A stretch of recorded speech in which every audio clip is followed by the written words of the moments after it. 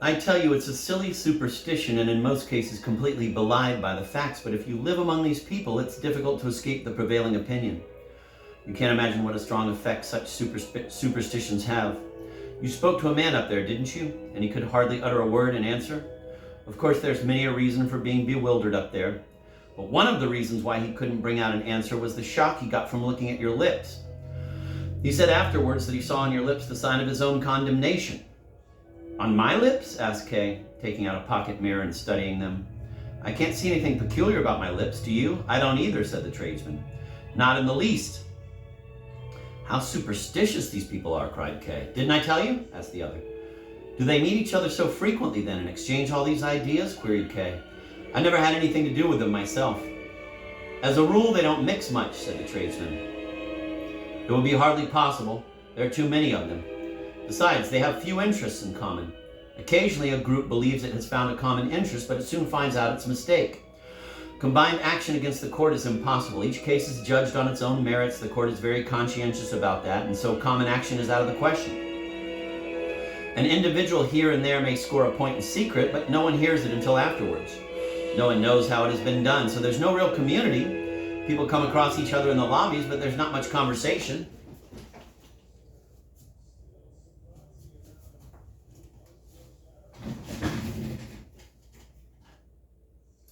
The superstitious beliefs are an old tradition and increase automatically.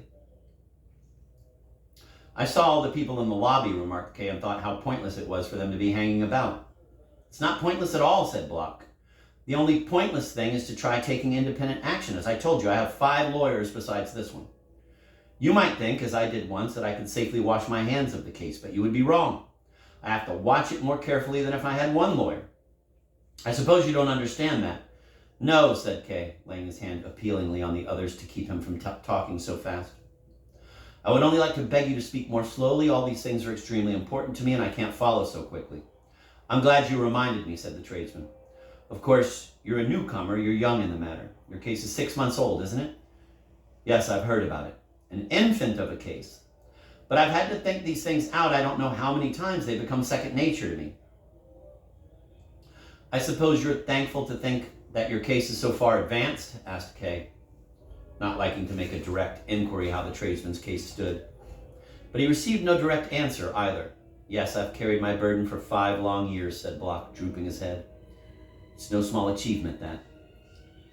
Then he sat silent for a little. Kay listened to hear if Lenny were coming back. On the one hand, he did not want her to come in just then, for he had many questions still to ask. Nor did he want her to find him so deep in intimate conversation with the tradesman. But on the other hand, he was annoyed because she was spending so much time with the lawyer while he was in the house, much more time than was needed for handing over a bowl of soup. I can still remember exactly, the tradesman began again, and Kay was at once all attention. The days when my case was at much the same stage as yours is now. I had only this lawyer then, and I wasn't particularly satisfied with him. Now I'm going to find out everything, thought Kay, nodding his head eagerly as if that would encourage the tradesman to bring out all the right information. My case, Block continued, wasn't making any progress. There were, of course, interrogations, and I attended every one of them. I collected evidence. I even laid all my account books before the court, which wasn't necessary at all, as I discovered later. I kept running to the lawyer. He presented various petitions. Various petitions, asked Kay. Yes, certainly, said Block. That's an important point for me, said Kay. For in my case, he's still working on the first petition. He's done nothing at all yet. Now I see how scandalously he's neglecting me. There might be several excellent reasons why the petition isn't ready yet, said Block. Let me tell you that my petitions turned out later to be quite worthless. I even had a look at one of them, thanks to the kindness of a court official. It was very learned, but it said nothing of any consequence. Crammed with Latin in the first place, which I don't understand, and then whole pages of general appeals to the court. Then flattering references to particular officials who weren't actually named but were easy enough for anyone versed in these matters to recognize. Then self-praise of the lawyer himself, in the course of which he addressed the court with a crawling humility, ending up with an analysis of various cases from ancient times that were supposed to resemble mine. I must say that this analysis, insofar as I could follow it, was very careful and thorough. You mustn't think that I'm passing judgment on the lawyer's work. That petition, after all, was only one of many. But at any rate, and this is what I'm coming to, I couldn't see that my case was making any progress. What kind of progress did you expect to see? Asked Kay. A good question, said the tradesman with a smile. It's very rarely that progress in these cases is visible at all. But I didn't know that then. I'm a businessman. And I was much more of a businessman then than now. I wanted to see palpable results. The whole negotiation should be coming to a finish. I thought, or taking a regular upward course. Instead of that, there were only ceremonial interviews, one after another, mostly of the same tenor, where I could reel off the responses like a litany. Several times a week, court messengers came to my place of business or to my house or wherever I was to be found, and that, of course, was a nuisance. Today, I'm much better off in that respect, for telephone calls bother me less. And besides all that, rumors about my case began to spread among my business friends, but especially among my relatives, so that I was being injured on all sides without the slightest sign of any intention on the part of the court to begin legal proceedings in the near future. So I went to the lawyer and made my complaint. He treated me to a lengthy explanation, but refused utterly to take action in my sense of the word, saying that nobody could influence the court to appoint a day for hearing a case, and that to urge anything of the kind in a petition, as I wanted him to do, was simply unheard of, and would only ruin myself and him. I thought, what this lawyer won't or can't do, another will and can. So I looked around for other lawyers. I may as well tell you now that not one of them ever petitioned the court to fix a day for the trial of my case or managed to obtain such a trial. It is really an impossibility, with one qualification that I shall explain later, and the lawyer had not misled me there, although I found no cause for regretting having called in the other lawyers. I suppose Dr. Hold has told you plenty of things about the pettifogging lawyers. He has probably described them as contemptible creatures, and so they are, in a sense. All the same, in speaking of them and contrasting himself and his colleagues with them, he always makes a small mistake, which I may as well call your attention to in passing. He always refers to the lawyers of his own circle as the great lawyers, by way of contrast. Now that's untrue. Any man can call himself great, of course, if he pleases, but in this matter the court tradition must decide. And according to the court tradition, which recognizes both small and great lawyers outside the hole and corner lawyers, our lawyer and his colleagues rank only among the small lawyers, while the really great lawyers, whom I have merely heard of and never seen, stand as high above the small lawyers as these above the despised pettifogging lawyers. The really great lawyers, asked Kay. Who are they then? How does one get to them? So you've never heard of them, said Block. There's hardly an accused man who doesn't spend some time dreaming of them after hearing about them. Don't you give way to that temptation. I have no idea who the great lawyers are, and I don't believe they can be got at. I know of no single instance in which it could be definitely asserted that they had intervened. They do defend certain cases, but one cannot achieve that oneself. They only defend those whom they wish to defend, and they never take action, I should think, until the case is already beyond the province of the lower court.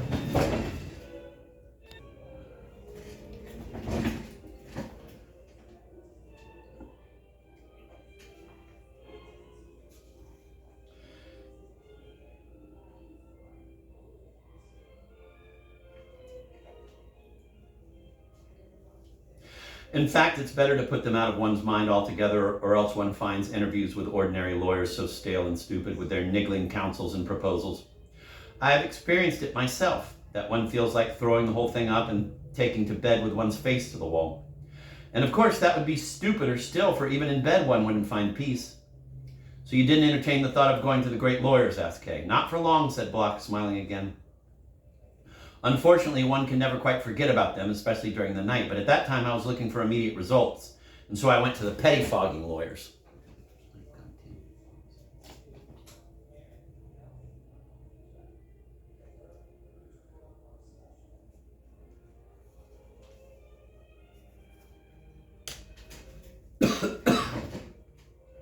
How close you've got, cried Lenny, who had come back with the soup bowl and was standing in the doorway.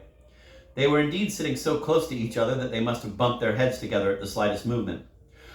Block, who was not only a small man but stooped forward as he sat, spoke so low that Kay was forced to bend down to hear every word he said. Give us a moment or two, cried Kay, warning Lenny off. The hand which he still kept on the tradesman's hand twitched with irritation. You wanted me to tell him about my case, the tradesman said to Lenny. Well, go on telling him, said she. Her tone in speaking to Block was kind but a little condescending. That annoyed Kay. The man, after all, as he had discovered, possessed a certain value. He had experiences and knew how to communicate them. Lenny, at least, probably misjudged him. To Kay's further annoyance, Lenny removed the candle, which he had been grasping all this time, wiped his hand with her apron, and knelt down to scratch off some tallow which had dripped on his trousers. "You were going to tell me about pettifogging lawyers," said Kay, pushing Lenny's hand away without comment. "What do you think you're doing?" she asked, giving Kay a small slap and resuming her task. "Yes, the pettifogging lawyers," said Block, passing his hand over his brow as if in reflection. Kay wanted to help him out and added, "You were looking for immediate results, and so you went to the pettifogging lawyers?" "That's right," said Block, but he did not continue. Perhaps he doesn't want to talk of it before Lenny, thought Kay, suppressing his impatience to hear the rest of the story at once and not urging the man anymore.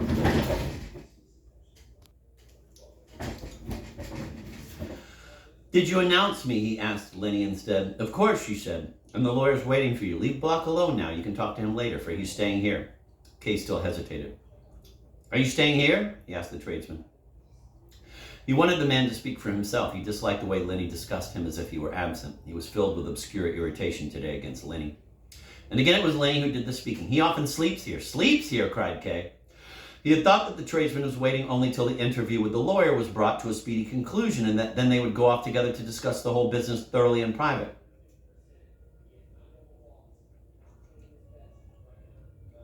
"Yes," said Lenny, "everyone isn't like you, Joseph, getting an interview with the lawyer at any hour they choose. It doesn't even seem to strike you as surprising that a sick man like the lawyer should agree to see you at 11 o'clock at night.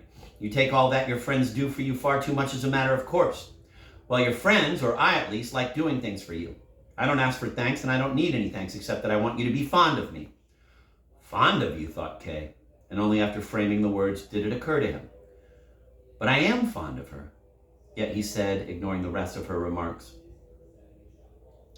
"He receives me because I'm his client. If I needed the help of others even to get an interview with my lawyer, I'd have to be bowing and scraping at every turn." "How difficult he is today, isn't he?" said Lenny to the tradesman. "Now it's my turn to be treated as if I were absent," thought Kay, and his irritation extended to the tradesman too, when the latter, copying Lenny's discourtesy, remarked, "But the lawyer has other reasons for agreeing to see him. His is a much more interesting case than mine. Besides, it's only beginning, probably still at a hopeful stage. And so the lawyer likes handling it. You'll see a difference later on." "Yes, yes," said Lenny, regarding the tradesman laughingly.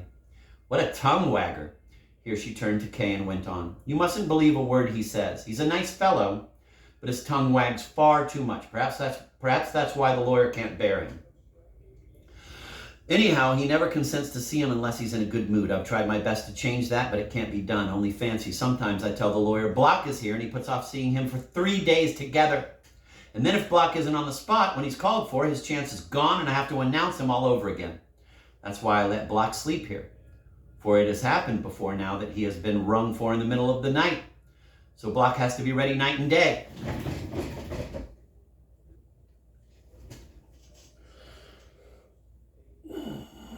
It sometimes happens, too, that the lawyer changes his mind once he has discovered that Block actually is on the spot and refuses the interview. Kay threw a questioning glance at the tradesman, who nodded and said with the same frankness as before, or perhaps merely discomposed by a feeling of shame, "Yes, one becomes very dependent on one's lawyer in the course of time." "He's just pretending to complain," said Lenny, "for he likes sleeping here, as he has often told me."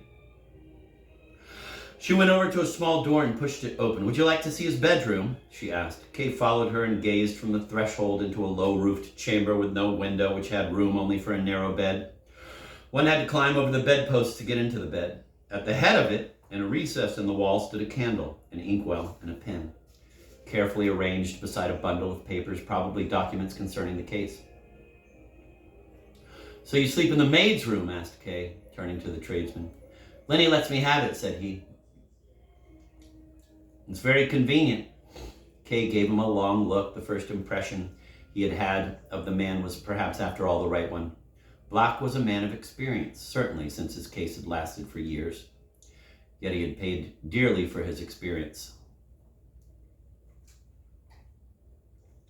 Suddenly Kay could no longer bear the sight of him. "Put him to bed," he cried to Lenny, who seemed not to comprehend what he meant. Yet what he wanted was to get away to the lawyer and dismiss from his life not only Hold, but Lenny and the tradesman too. Before he could reach the room, however, Block spoke to him in a low voice. "Herr Kay." Kay turned around angrily. "You've forgotten your promise," said the tradesman, reaching out imploringly toward Kay.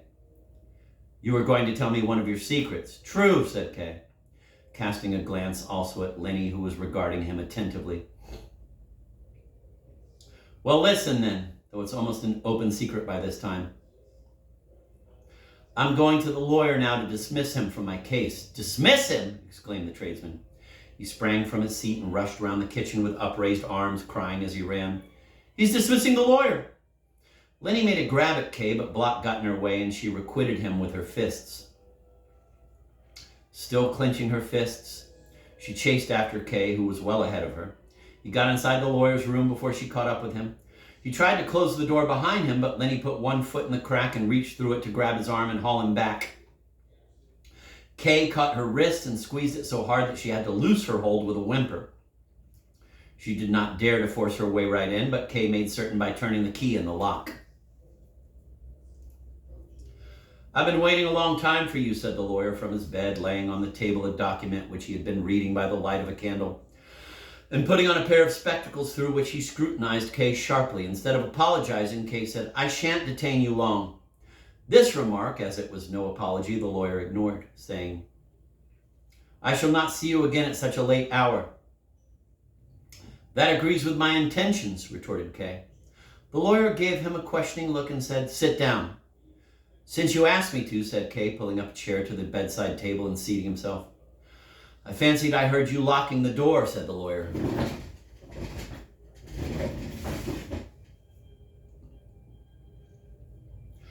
Yes, said Kay, that was because of Lenny. He was not thinking of shielding anyone, but the lawyer went on. Has she been pestering you again? Pestering me, asked Kay. Yes, said the lawyer, chuckling until stopped by a fit of coughing, after which he began to chuckle once more. I suppose you can't have helped noticing that she pesters you, he asked, patting Kay's hand, which in his nervous distraction he had put on the bedside table and now hastily withdrew. You don't attach much importance to it, went on the lawyer as Kay remained silent. So much the better. Or else I might have had to apologize for her. It's a peculiarity of hers, which I have long forgiven her and which I wouldn't mention now had it not been for you locking the door. This peculiarity of hers, well, you're the last person I should have to explain it to, but you're looking so bewildered that I feel I must. This peculiarity of hers consists in her finding nearly all accused men attractive. She makes up to all of them, loves them all, and is evidently also loved in return. She often tells me about these affairs to amuse me when I allow her.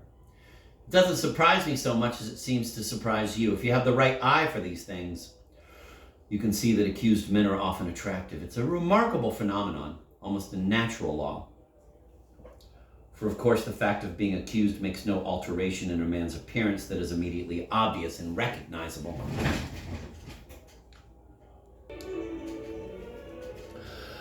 For of course the fact of being accused makes no alteration in a man's appearance that is immediately obvious and recognizable. These cases are not like ordinary criminal cases.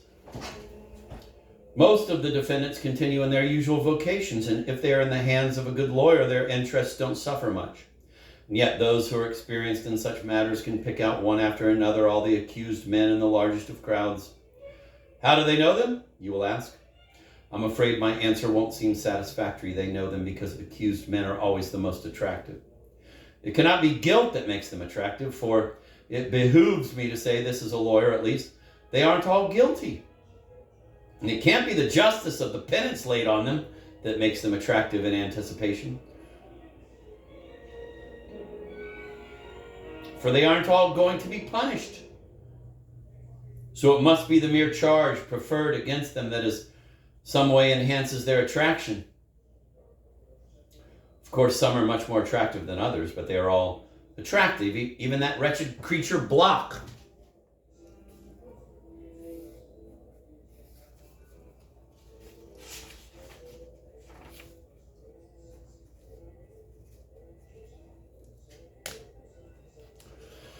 By the time the lawyer finished his harangue, Kay had completely regained his composure. He had even nodded as if in complete agreement with the last words, whereas he was really confirming his own long-cherished opinion that the lawyer invariably attempted as now to bring in irrelevant generalizations in order to distract his attention from the main question. which was how much actual work had been achieved in furthering the case.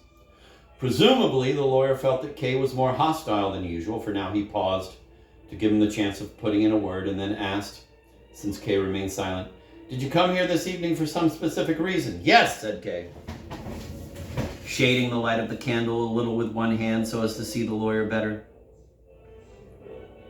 "I came to tell you that I dispense with your services as from today." "Do I understand you rightly?" asked the lawyer, half propping himself up in bed with one hand on the pillows. "I expect so," said Kay, sitting bolt upright as if on guard.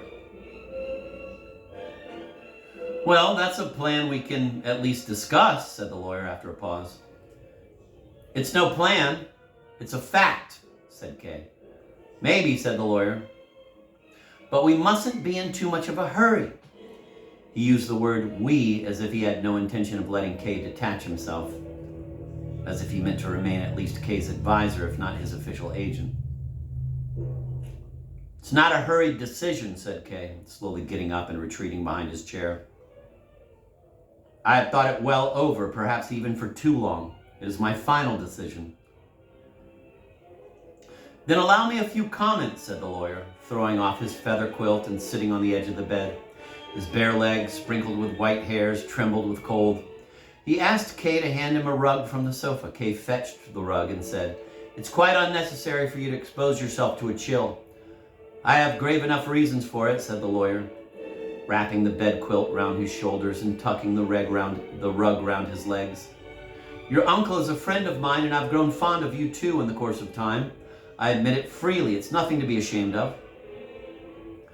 This outburst of sentiment from the old man was most unwelcome to Kay, for it compelled him to be more explicit in his statements, which he would have liked to avoid, and disconcerted him too, as he frankly admitted to himself, although without in the least affecting his decision.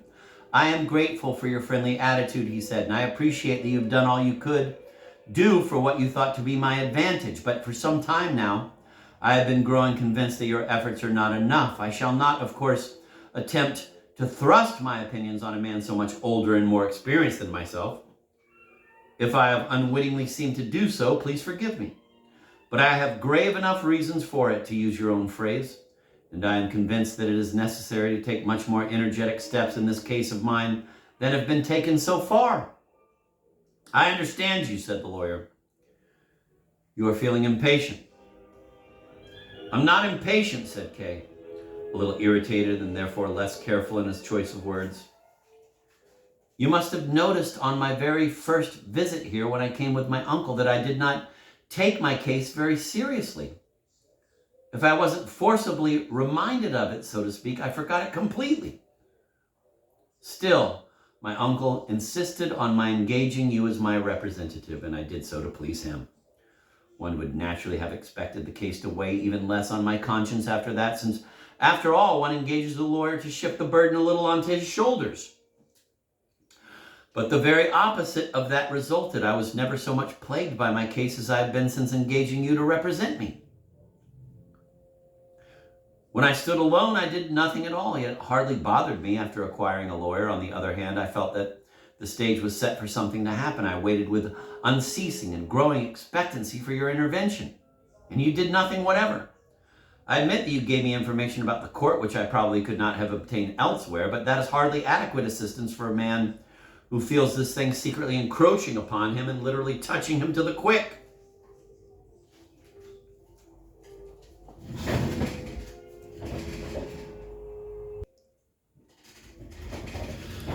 Kay had pushed the chair away and now stood upright, his hands in his jacket pockets. "After a certain stage in one's practice," said the lawyer quietly in a low voice, "nothing really new ever happens. How many of my clients have reached the same point in their cases and stood before me in exactly the same frame of mind as you and said the same things?" "Well," said Kay, "then they were all as much in the right as I am. That doesn't counter my arguments." "I wasn't trying to counter them," said the lawyer. "But I should like to add that I expected you to show me more judgment than the others, especially as I have given you more insight into the workings of the court and my own procedure than I usually give my clients. And now I cannot help seeing that in spite of everything, you haven't enough confidence in me. You don't make things very easy for me." How the lawyer was humbling himself before Kay, and without any regard for his professional dignity, which was surely most sensitive on this very point. Why was he doing it? If appearances spoke truly, he was in great demand as a lawyer and wealthy as well. The loss of Kay as a client or the loss of his fees could not mean much to such a man. Besides, he was an invalid and should himself have contemplated the advisability of losing clients. Yet he was clinging to Kay with an insistence. Why? Was it personal affection for Kay's uncle? Or did he really regard the case as so extraordinary that he hoped to win prestige, either from defending Kay or, a possibility not to be excluded, from pandering to his friends in the court? His face provided no clue. Searchingly as Kay scrutinized it, one could almost suppose that he was deliberately assuming a blank expression while waiting for the effect of his words, but he was obviously putting too favorable an interpretation on Kay's silence when he went on to say, "You will have noticed that although my office is large enough, I don't employ any assistants. That wasn't so in former years. There was a time when several young students of the law worked for me, but today I work alone. This change corresponds in part to the change in my practice, for I've been confining myself more and more to cases like yours, and in part to a growing conviction that has been borne in upon me.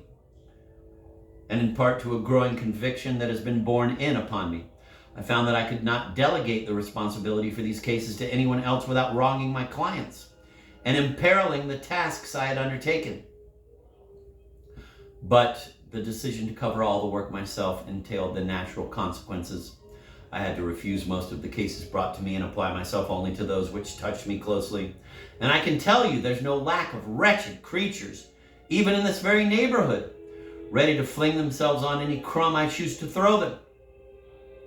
And then I broke down under stress of overwork. All the same, I don't regret my decision. Perhaps I ought to have taken a firmer stand and refused more cases. But the policy of devoting myself single-mindedly to the cases I did accept has proved both absolutely necessary and has been justified by the results. I once read a very finely worded description of the difference between a lawyer for ordinary legal rights and a lawyer for cases like these. It ran like this: "The one lawyer leads his client by a slender thread until the verdict is reached, but the other lifts his client on his shoulders from the start and carries him bodily without once letting him down until the verdict is reached and even beyond it." That is true. But it is not quite true to say that I do not at all regret devoting myself to this great task. When, as in your case,